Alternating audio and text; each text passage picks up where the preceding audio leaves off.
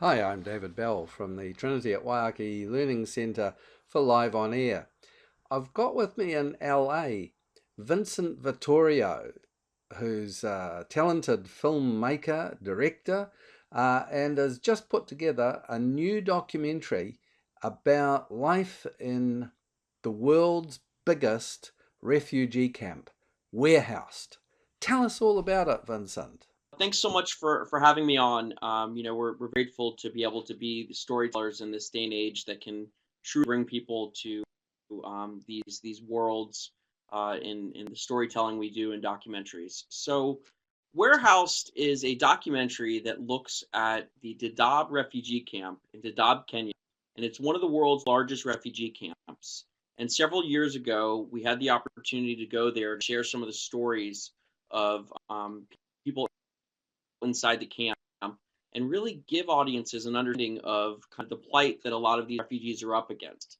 It's it's a very unique situation because, as you know, in the world today, everybody's kind of looking at this refugee situation differently, and it's less understood as what it was 40, 50 years ago. And I feel like our goal with the film is really to humanize these refugees that people sometimes are not realizing are just like you and I, and are just trying to find safety from war, from famine, from things that are keeping them from being like you and I, and that this is a situation where the documentary really hopes to give people a better understanding of the crisis.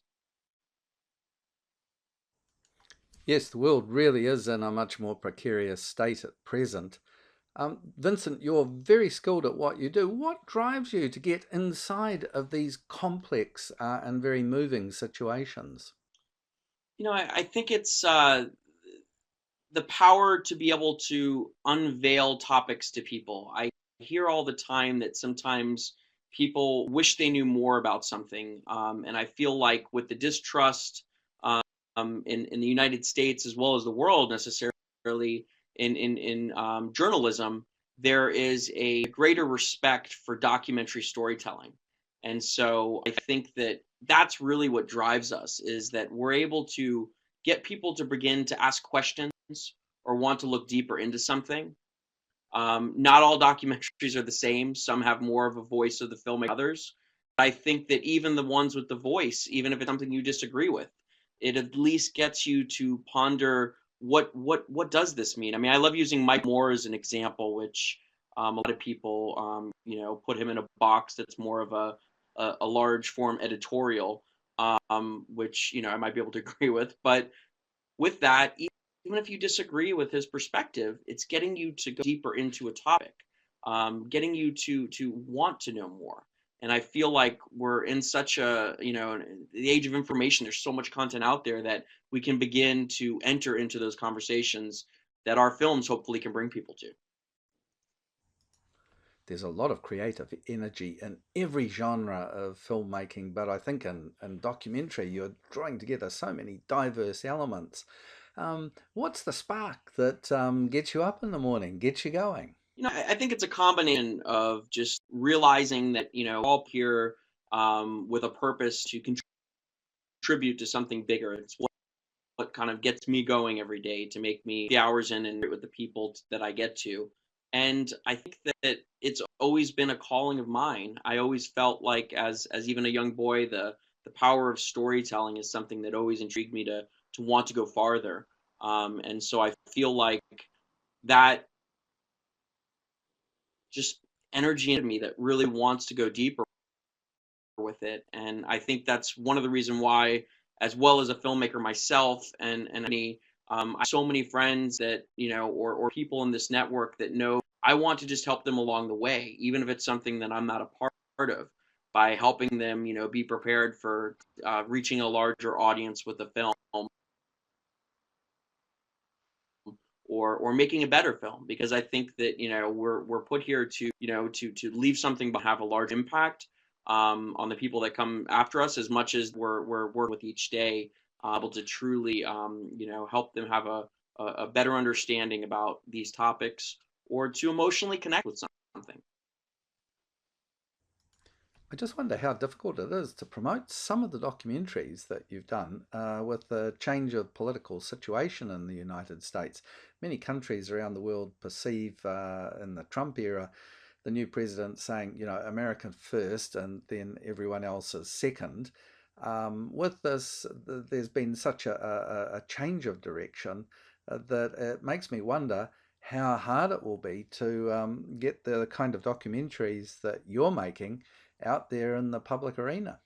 Well, it's always a risky thing to kind of, I do want to, suggest that, well, our new president is much different than anyone we've had previous. The majority vote still went to the losing candidate. But with that being said, I think it's important to realize, well, we are divided on political, backgrounds and ideological beliefs. There is a common ground that we all share with certain things. That while we're different because one person voted for Donald Trump or one person voted for Hillary or Bernie, whoever, there's still similarities that are there, and I think that we want to look at it as a very black and white thing, but it's not. So in our films, I think that times people try to put you in a box of being one way or the other. But I like to always, go back to a story right on the United States tax code. And we had a lot of people in the film that were political side, from Noam Chomsky to Steve Forbes to Mike Huckabee. And I remember I was speaking at an NYU NYU law school, and I had a guy stand up in the back at the Q&A, and he goes, "I hate Mike Huckabee, but you had me agreeing with him. How did you do this?" And my answer was very matter of fact. I didn't do anything. I'm just not taking their words out of context, and I'm not just taking one short bite and getting you to try to, run with that. I'm challenging you as a viewer, as an audience, to kind of, take this information and go further. And I think that's one of the beauties of what we get to do as documentary filmmakers, is bring people to these worlds to ask these questions. So, well, it is interesting that, the new administration is about America first, and this protectionist idea that maybe doesn't seem to, to hold up. I want to stay positive because, one, there's nothing I can do. And two, I think that at the end of the day, even the people that look to have completely separate views from your own can still be a partner, can still be a teammate. And you have to find the good in any situation. That's a great attitude. Thank you so much for talking to us down here in New Zealand, Vincent. And we wish you all the best with how your crowdsource funding goes for finishing off Warehoused. Just keep doing it, Vincent. Just keep doing it. Thank you so much for talking to us. Thank you so much. I really appreciate you having me on.